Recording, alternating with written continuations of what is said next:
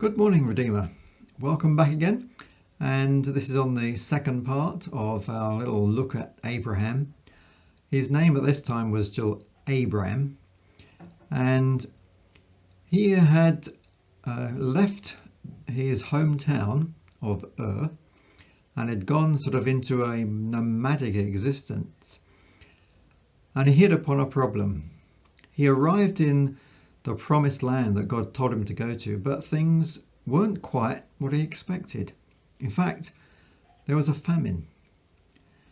And this is where we see Abraham revert back to his traditional values.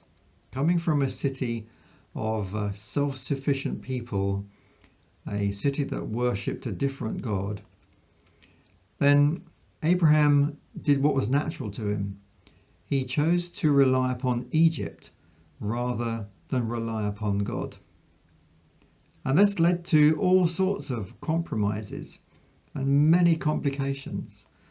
His wife, who was probably around about 60 at the time, was actually a very attractive woman. And you've got to bear in mind that 60 in those days, where they lived for a lot longer, was probably only entering middle-aged. You've got to think, instead of a 60-year-old woman, you've got to think in terms of Angelina Jolie or Julia Roberts. These were sort of stunning. She was a stunning woman. And it's no wonder that things got a bit complicated, because he had relied upon what he knew, what he understood, rather than upon relying on God. This was God challenging some of the values that he had grown up with. It's actually quite difficult for us to encounter these things when we've grown up with certain values about being reliant on this and that and our own expertise, our own way of getting out of trouble. God had to do something quite drastic.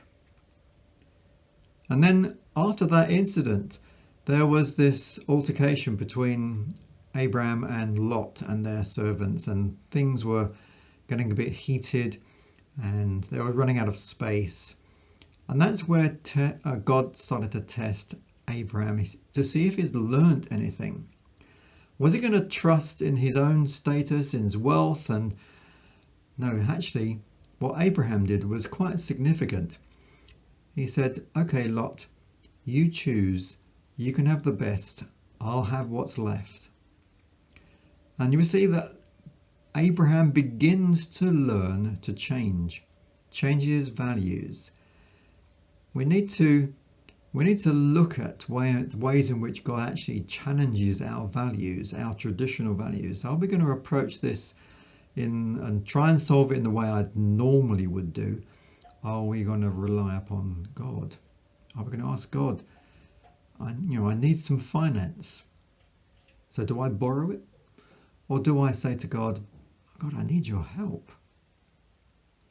Now these are values which we are often grown up with. These are values which we assume it's the way our parents brought us up.